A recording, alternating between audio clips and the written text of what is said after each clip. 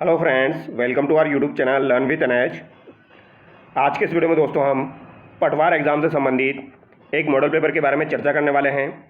जो भी विद्यार्थी पटवार एग्ज़ाम की तैयारी कर रहे हैं वह इस वीडियो को ज़रूर देखिए दोस्तों, यहाँ से आपको काफ़ी ज़्यादा फ़ायदा मिलेगा।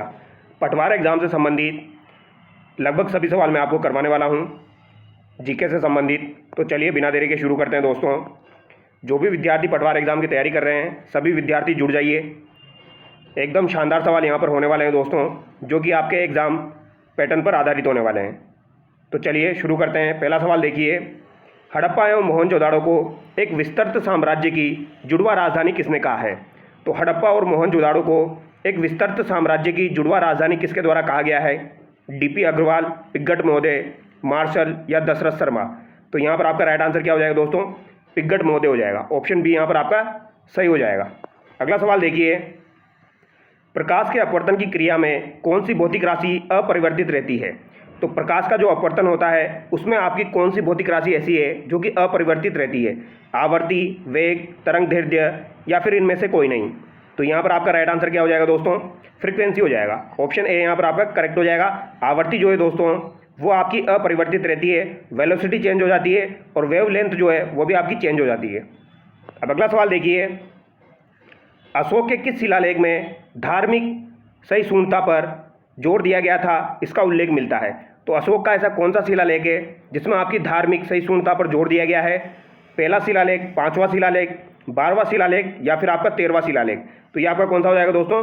12वां शिलालेख हो जाएगा अशोक का, जिसमें आपको धार्मिक सहिष्णुता की जानकारी मिलेगी। अब अगला सवाल देखिए, मोहम्मद गौरी ने सबसे पहले भारत के किस स्थान पर आक्रमण किया था? तो मोहम्मद गौरी के द्वारा सबसे पहले भारत के किस स्थान पर आक्रमण किया गया था? यह आपका अच्छा सवाल है दोस्तों। गुजरात, पेशावर, भटिंडा या मुल्तान? तो दोस्तों 1175 के आसपास की बात है। सबसे पहले मोहम्मद गौरी के द्वारा मुल्तान पर आक्रमण किया गया था, फिर आपका गुजरात पर आक्रमण किया गया था 1178 के आसपास। तो ये आपको ध्यान रखना है, मुल्तान यहाँ पर आपका करेक्ट हो जाएगा। अब अगला सवाल देखिए, दिल्ली सल्तनत में राजस्व विभाग के प्रधान को किस नाम से जाना जाता है? तो दिल्ली सल्तनत में राजस्व विभाग के प्रधान को किस नाम से जाना जाता है? वजीर, आरिज़ मुमालिक, दबीर खास या खजीन? तो इसे वजीर के नाम से जाना जाता है। ऑप्शन ए यहाँ पर आपका सही हो जाएगा। तो दिल्ली सल्तनत में अगर आपसे पूछा जाए राजस्व विभाग के प्रधान को किस नाम से जाना जाता है, तो इसे वजीर के नाम से जाना जाता है। अब अगला एक और इंपॉर्टेंट सवाल देखिए, इब्न बतूता कहाँ का यात्री था? तो इब्न बतूता जो है दोस्तों ये आपका कहाँ का यात्री था, ये आपसे पूछा गया है। इटली का, मोरक्को का, पुर्तगाल का या चीन का? तो इब्न बतूता जो है दोस्तों ये आपका मोरक्को यानी कि अफ्रीका का यात्री था, ये आपको ध्यान रखना है। मोरक्को यहाँ पर आपका करेक्ट हो जाएगा। अब यहाँ पर आपको एक सवाल का आंसर कमेंट करना है, इब्न बतूता जो था दोस्तों ये किसके कार्यकाल में भारत आया था? ये सवाल भी काफ़ी बार एग्जाम में पूछा जाता है। तो किसके कार्यकाल में ये भारत आया था, ये आप कमेंट करके बताना, ठीक है। अगला सवाल देखिए, भारत के सबसे उत्तरी स्थान का क्या नाम है? तो भारत का सबसे उत्तरी स्थान जो है इसका क्या नाम हो जाएगा? तो सबसे उत्तर में आपका इंदिरा कोल हो जाएगा, ऑप्शन बी करेक्ट हो जाएगा। और सबसे दक्षिण में आपका इंदिरा पॉइंट हो जाएगा, ठीक है। गुजरात साइड में आपका सर क्रीक आ जाएगा, ये आपको ध्यान रखना है। अब आगे देखिए, बरमोस एयरफोर्स के नए प्रमुख के पद पर किसको नियुक्त किया गया है? तो बरमोस एयरफोर्स जो है दोस्तों इसके नए प्रमुख के पद पर किसको नियुक्त किया गया है?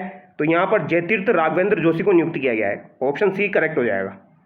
अब अगला सवाल देखिए, क्वेश्चन नंबर 9, गांधी जी का प्रिय भजन वैष्णव जन तो? तो गांधी जी का प्रिय भजन है वैष्णव जन तो, किसने रचा था? तो वैष्णव जन तो किसके द्वारा रचा गया है? तो ये आपका दोस्तों नरसिंह मेहता, प्रेमानंद, चुन्नीलाल या भजन लाल? तो यहाँ पर करेक्ट क्या हो जाएगा आपका? नरसिंह मेहता हो जाएगा। गांधी जी का प्रिय भजन वैष्णव जन तो नरसिंह मेहता ने रचा था, ऑप्शन ए यहाँ पर आपका सही जाएगा। अगला सवाल देखिए, निम्नलिखित में से किस व्यक्ति को grand old man of India के रूप में जाना जाता है? तो grand old man of India के रूप में जाना जाता है, और ये बेसिक सा सवाल है, बार बार आता रहता है। तो grand old man of India के नाम से किसे जाना जाता है दोस्तों? तो ये आपको ध्यान रखना है, ये किसे जाना जाता है? दादा भाई नौरोजी को, ऑप्शन बी यहाँ पर आपका सही जाएगा। अगला सवाल देखिए, केंद्र सरकार ने बाल विवाह मुक्त भारत, तो बाल विवाह मुक्त भारत राष्ट्रीय अभियान की शुरुआत कब से की है? तो सेंट्रल गवर्नमेंट के द्वारा बाल विवाह मुक्त भारत की शुरुआत की गई, तो ये आपकी 27 नवंबर को की गई है, ऑप्शन बी यहाँ पर आपका सही हो जाएगा। अगला सवाल देखिए, तुलबुल परियोजना संबंधित है, तो तुलबुल परियोजना जो है ये आपकी इंपॉर्टेंट परियोजना है, ये आपकी कौन सी नदी से संबंधित है? ठीक है, व्यास से, रावी से, सतलज से या फिर आपकी झेलम से? तो ये झेलम से संबंधित हो जाएगी।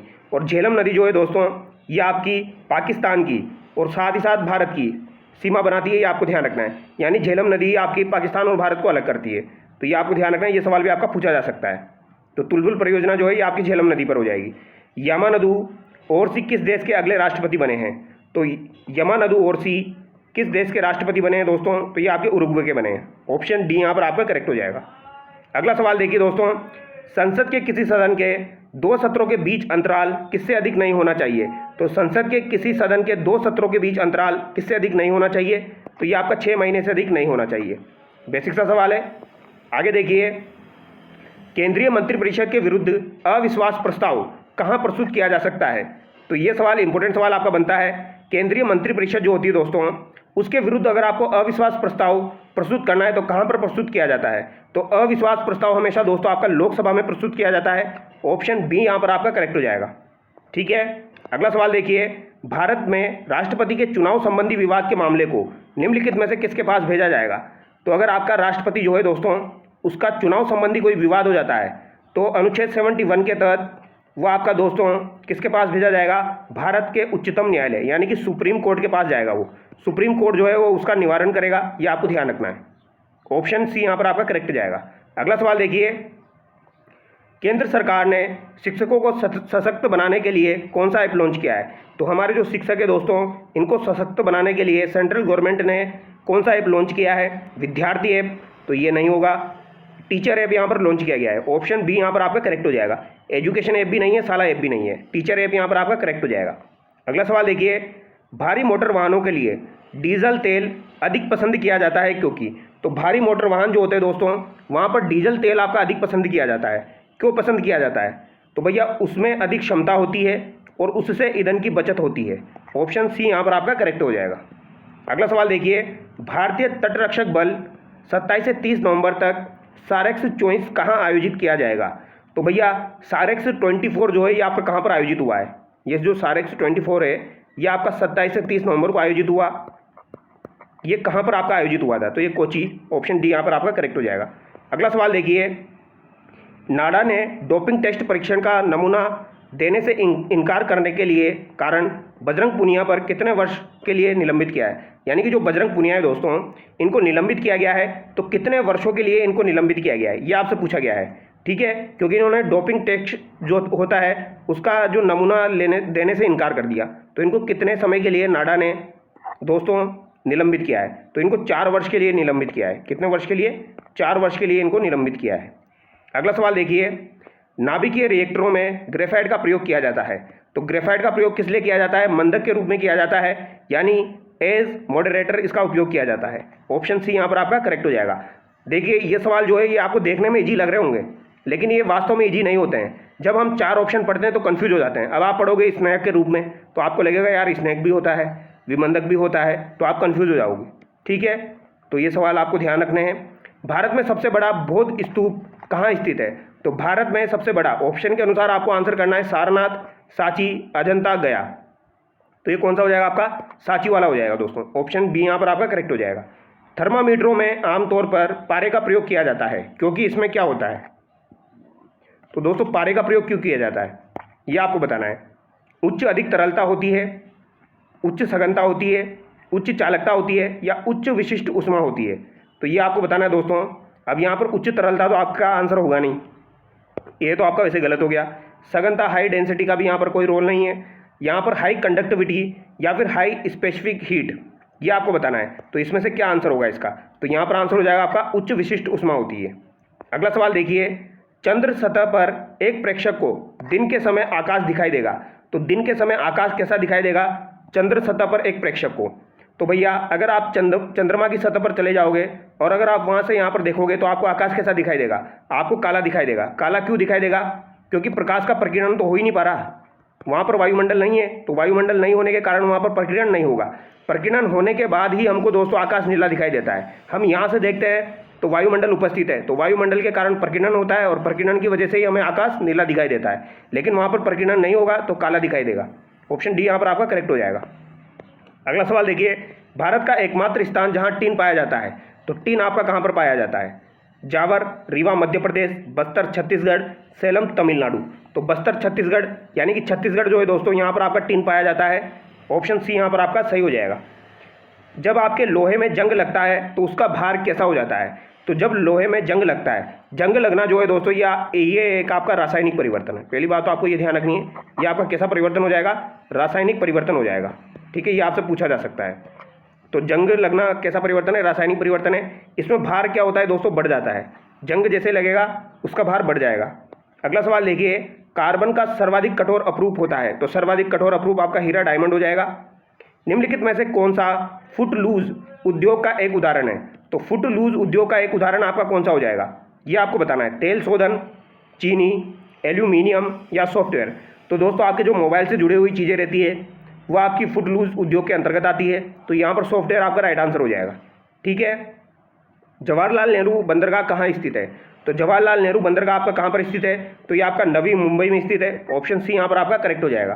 तो जवाहरलाल नेहरू बंदरगाह अगर आपसे पूछा जाए तो मुंबई आपको आंसर करना है। जो तत्व ऑक्सीजन पर प्रक्रिया नहीं करता है वो है, तो ऑक्सीजन पर प्रक्रिया नहीं करता है क्लोरीन, आयोडीन, नाइट्रोजन या आपका हीलियम। तो हीलियम जो है दोस्तों ये ऑक्सीजन के साथ क्रिया नहीं करता है। ऑप्शन सी यहाँ पर आपका करेक्ट हो जाएगा। प्रकाश संश्लेषण के दौरान हरे पौधे किसका अवशोषण करते हैं? तो जो हरे पौधे होते हैं ये किसका अवशोषण करते हैं? अब जब आप इस सवाल को पढ़ोगे तो आप कंफ्यूज हो जाओगे, यार किसका अवशोषण किया जाता है? Nitrogen, carbon dioxide, carbon monoxide, oxygen.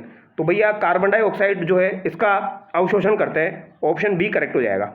देखो यहाँ पर क्या होता है, एक तो ये प्रकाश का अवशोषण करते हैं, इसके अलावा ये CO2 का अवशोषण करते हैं, और इसके अलावा ये पानी का भी अवशोषण करते हैं, H2O का। ये तीनों का ये अवशोषण करते हैं, ये आपको ध्यान रखना है। प्रयोगशाला में संश्लेषित किया जाने वाला पहला कार्बनिक यौगिक है, तो पहला कार्बनिक यौगिक आपका यूरिया हो जाएगा। अगला सवाल देखिए, नींबू तथा संतरे में पाया जाने वाला अम्ल कैसा होता है? तो कैसा होता है दोस्तों? एसिटिक अम्ल, हाइड्रोक्लोरिक अम्ल, सिट्रिक अम्ल या ऑक्जेलिक अम्ल। तो यहाँ पर कौन सा हो जाएगा आपका? एसिटिक होगा या सिट्रिक होगा? तो सिट्रिक हो जाएगा आपका। ऑप्शन सी यहाँ पर आपका करेक्ट हो जाएगा। अगला सवाल देखिए, सैयद मोदी इंटरनेशनल 2024 का एक BWUF सुपर 300 इवेंट का आयोजन कहाँ शुरू हुआ? तो BWF सुपर 300 इवेंट का आयोजन आपका कहाँ पर हुआ है? तो ये आपका लखनऊ में हुआ है। ठीक है, सैयद मोदी इंटरनेशनल। भारत को किस माह में पहला स्टील्थ फ्रिगेट तुसील मिलेगा? तो तुसील जो है दोस्तों ये आपका पूछा गया है। तुसील आपका दिसंबर 2024 में। ऑप्शन ए करेक्ट हो जाएगा। लेकिन अगर आपसे पूछा जाए दोस्तों, एक तमाल है, तमाल जो है ये भी आपका रूस का हो जाएगा। तमाल जो है ये आपका रूस का हो जाएगा, और ये आपका कब मिलेगा? अभी 28 मई 2025 को मिलेगा तमाल। ये भी आपका दोस्तों फ्रिगेट तमाल हो जाएगा। अगला सवाल देखिए, अंडर 8 विश्व कैडेट शतरंज चैंपियनशिप में विश्व चैंपियनशिप बने हैं, विश्व चैंपियन बने हैं। तो अंडर 8 में कौन बने? दिवित रेड्डी बने हैं। अंडर 8 में आपके कौन बने? दिवित रेड्डी। फिलीन है, तो फिलीन क्या है दोस्तों? ये एक प्रकार का चक्रवात होता है आपका। शूटर भावेश शर्मा ने इंडिया ओपन कंपटीशन में गोल्ड जीता है, वह है। तो दोस्तों भावेश शर्मा जो है इनका संबंध कहाँ से? ये आपसे पूछा है। इंडिया ओपन कंपटीशन में इन्होंने गोल्ड जीता है, तो ये कहाँ से हो जाएंगे? आपके कोटा से हो जाएंगे। ऑप्शन बी करेक्ट होगा। भावेश शर्मा ने जो है वह इंडिया ओपन कंपटीशन में गोल्ड जीता है, तो ये कोटा से हो जाएंगे आपके। अगला सवाल देखिए, राज्य के किस सभ्यता स्थल में प्रथम बार कृषि और पशुपालन की जानकारी प्राप्त हुई है? तो कृषि और पशुपालन की जानकारी सोती, कालीबंगा, बागोर या फिर आपका रंगमहल। तो अगर आपसे पूछा जाए कृषि और पशुपालन दोनों को कंबाइन करके पूछा जाए तो कृषि और पशुपालन की जानकारी कहाँ से प्राप्त हुई है? तो ये आपकी बागोर से प्राप्त हुई है। ऑप्शन सी यहाँ पर आपका करेक्ट जाएगा। ठीक है, जिसका उत्खनन आपका VN मिश्रा के द्वारा किया गया है। किस शिलालेख प्रशस्ति में सांबर और अजमेर के चौहान वंश की जानकारी मिलती है और उनकी उपलब्धियों के बारे में अच्छी जानकारी प्राप्त होती है? वह शिलालेख प्रशस्ति है, तो ये आपका बिजोलिया का शिलालेख हो जाएगा। रणथंभौर के किस चौहान शासक ने कोटि यज्ञ का आयोजन करवाया था? तो कोटि यज्ञ का आयोजन किसके द्वारा करवाया गया था दोस्तों? तो ये आपका दोस्तों किसके द्वारा करवाया गया था? हमीर देव चौहान के द्वारा करवाया गया था। और इसमें जो आपके दोस्तों कोटि यज्ञ को आयोजित करवाने वाले जो पुरोहित थे, पुरोहित का नाम क्या हो जाएगा? विश्वरूप हो जाएगा। ये आपको ध्यान रखना है। ठीक है, विश्वरूप या विश्व स्वरूप ऐसे कुछ करके नाम है, तो ये इनका नाम हो जाएगा आपके पुरोहित का। जबकि राघव देव जो थे, राघव देव जो है वो आपके हमीर देव चौहान के गुरु हो जाएंगे, राघव देव। वो भी आपको ध्यान रखने हैं। राजस्थान के किस राजवंश के राज चिन्ह में छत्राला यादवपति लिखा हुआ है? तो छत्राला यादवपति जो है दोस्तों ये किस राजवंश के राज चिन्ह में लिखा हुआ है? तो जैसलमेर के भाटी राजवंश में के दोस्तों राज चिन्ह में लिखा हुआ है छत्राला यादवपति। ये आपको ध्यान रखना है। ऑप्शन ए करेक्ट हो जाएगा। जालोर पर पहली बार 1305 ईस्वी में अलाउद्दीन खिलजी ने किस सेनापति को आक्रमण के लिए भेजा था? तो 1305 में दोस्तों किस सेनापति को अलाउद्दीन खिलजी के द्वारा आक्रमण के लिए भेजा गया था? नुसरत खां, उलुग खां, कमालुद्दीन गुर्ग या एन उल मुल्क मुल्तानी? तो यहाँ पर दोस्तों इसका आंसर आप क्या करेंगे, कमेंट करके बताएंगे। ठीक है, इसका आंसर भी आप कमेंट करके बताएंगे। ये भी आपका अच्छा सवाल है और ये सवाल दोस्तों आपका पहले एग्जाम में आ चुका है। ठीक है, आरपीएससी के द्वारा ये एग्जाम में पूछा जा चुका है, PYQ है ये आपका। ठीक है, पहले ये आ चुका है, तो इसका भी आंसर आप कमेंट करेंगे 43 का। अगला सवाल देखिए, बीकानेर के जय सिंह व हुमायूं के भाई कामरान के मध्य कौन सा युद्ध लड़ा गया? तो बीकानेर के राव जय सिंह जो थे दोस्तों, राव जयसी इनको कहा जाता है। तो राव जयसी जो थे और हुमायूं का भाई था कामरान, इनके मध्य एक युद्ध हुआ था जिसे राती घाटी का युद्ध कहा जाता है, जो कि आपका 1534 में हुआ था दोस्तों। कब हुआ था? 1534 में ये आपका हुआ था। ठीक है, तो यहाँ पर महोबा तो नहीं होगा, सारंगपुर भी नहीं होगा, गिंगोली भी नहीं होगा, क्योंकि ये आपका राती घाटी का युद्ध था दोस्तों। क्या कहा जाता है इसे? राती घाटी का युद्ध कहा जाता है। तो यहाँ पर मैं भी इसका आंसर भटनेर होना चाहिए। ठीक है, राती घाटी ऑप्शन में नहीं है, नहीं तो राती घाटी हम आंसर करते। 1857 की क्रांति के समय बांसवाड़ा का शासक कौन था? तो बांसवाड़ा का शासक 1857 की क्रांति के समय लक्ष्मण सिंह हो जाएगा। अगला सवाल देखिए, किस अंग्रेज अधिकारी को राजस्थान का जनरल डायर कहा जाता है? तो जनरल डायर राजस्थान का किसे कहा जाता है? तो दोस्तों राजस्थान का जनरल डायर किसे कहा जाएगा? आपको पता होगा 14 मई 1925 को नीमूचना हत्याकांड हुआ था अलवर रियासत में। उस समय वहाँ का शासक था महाराजा जयसिंह। उस समय ये आपका कांड हुआ था नीमूचना हत्याकांड, और यहाँ पर गोलियां किसने चलवाई थी? तो छज्जू सिंह ने गोलियां चलवाई थी। ऑप्शन डी यहाँ पर आपका करेक्ट हो जाएगा। इसीलिए इसे जनरल डायर कहा जाता है राजस्थान का, छज्जू सिंह को। अच्छा सवाल है, ध्यान रखना है। करौली प्रजामंडल की स्थापना कब और किसके द्वारा की गई? तो करौली प्रजामंडल की स्थापना 1938 में त्रिलोकचंद माथुर के द्वारा की गई। खानवा का युद्ध कब लड़ा गया? तो खानवा का युद्ध आपका कब लड़ा गया था दोस्तों? 17 मार्च 1527 को लड़ा गया। और बयाना का दोस्तों आपका 16 फरवरी 1527 को लड़ा गया था। निम्नलिखित में से किस ख्याल का रूप ओपेरा कहलाता है? तो किस ख्याल का रूप दोस्तों आपका ओपेरा के जैसा होता है? जयपुरी, तुर्रा कलंगी, कुचामणि या फिर आपका हेला ख्याल? तो यहाँ पर आपका कुचामणि राइट आंसर हो जाएगा। ठीक है, अगला सवाल देखिए, हेला ख्याल में प्रयुक्त होने वाला प्रमुख वाद्य है? तो हेला ख्याल में प्रयुक्त होने वाला प्रमुख वाद्य यंत्र आपका कौन सा हो जाएगा? रमझोल, नौबत, अलगोजा या फिर आपका नड़? तो यहाँ पर क्या आंसर आपका हो जाएगा दोस्तों? तो ये हो जाएगा आपका नौबत। ऑप्शन बी यहाँ पर आपका करेक्ट हो जाएगा। अगला सवाल देखिए, निम्नलिखित में से वह नृत्य जिसका आयोजन पुत्र प्राप्ति के अवसर पर सिर पर कांसे का मटका रखकर किया जाता है? तो सिर पर कांसे का मटका रखकर इसका आयोजन किया जाता है पुत्र प्राप्ति के लिए, तो ये कौन सा नृत्य हो जाएगा आपका? तो ये चरवा नृत्य हो जाएगा, जो कि आपका मारवाड़ साइड में किया जाता है दोस्तों, चरवा नृत्य। ये आपको ध्यान रखना है। और ये इंपॉर्टेंट सवाल बनता है आपका, ऐसा कौन सा आपका नृत्य है दोस्तों जिसमें कांसे पर मटका रखकर किया जाता है पुत्र प्राप्ति के लिए? अगला सवाल देखिए, वह वाद्य यंत्र जिसका निर्माण आम की लकड़ी से किया जाता है और जिसे कामड़ भील व कालबेलियों द्वारा बजाया जाता है? तो ये कौन सा हो जाएगा आपका? खंजरी हो जाएगा।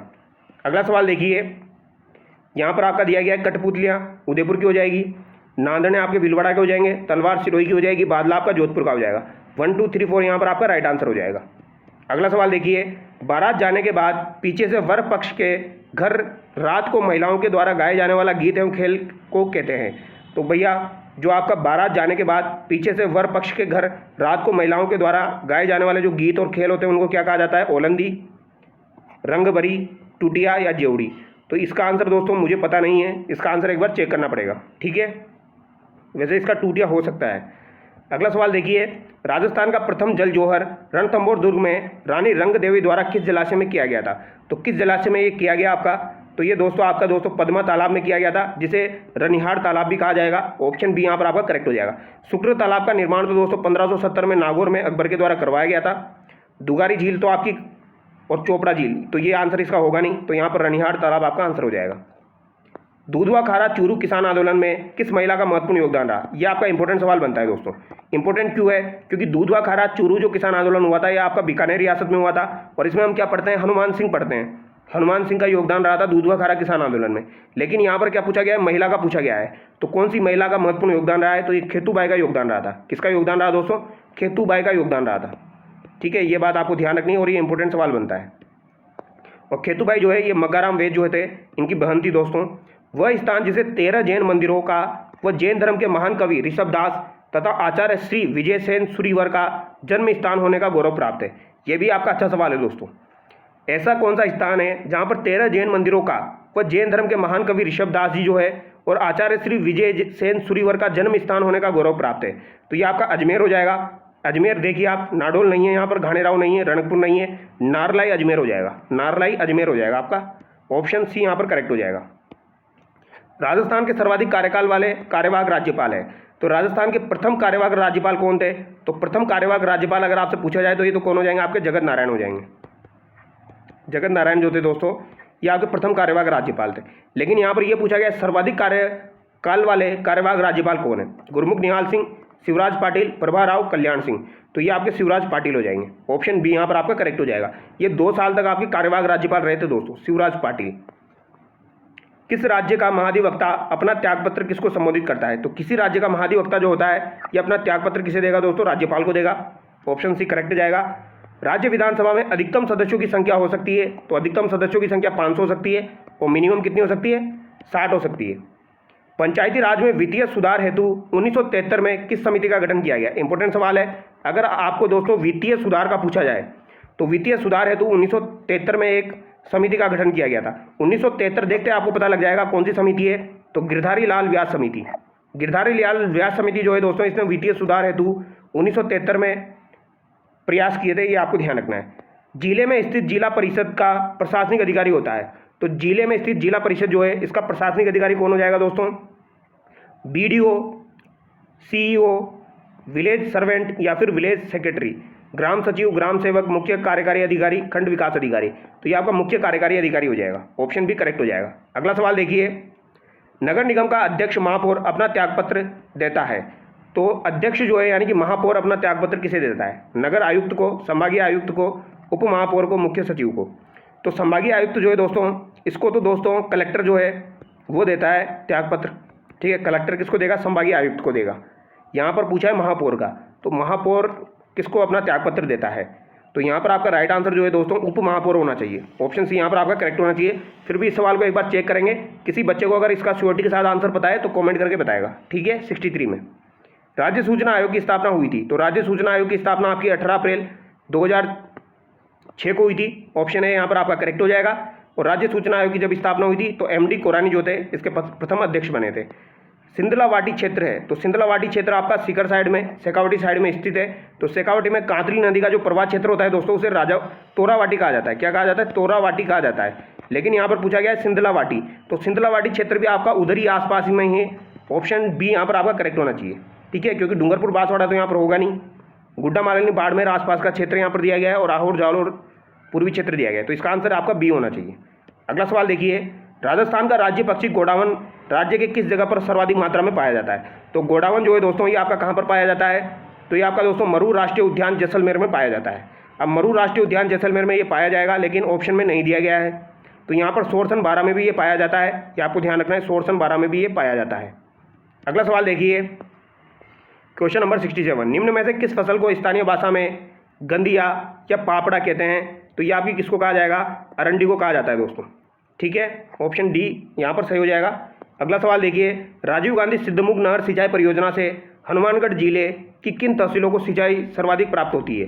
तो आपकी जो राजीव गांधी सिद्धमुख नहर परियोजना है हनुमानगढ़ जिले के किन तहसीलों को प्राप्त होती है?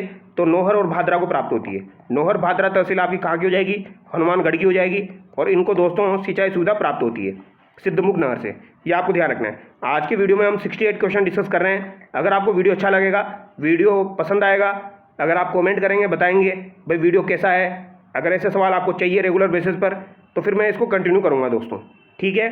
और ये आगे के जो सवाल है वो नेक्स्ट वीडियो में हम डिस्कस करेंगे, अगर आपको वीडियो पसंद आएगा तो, नहीं तो इस वीडियो को हम यहीं पर ही रोक देंगे। तो चलिए दोस्तों, नेक्स्ट वीडियो मिलते हैं। Thank you so much.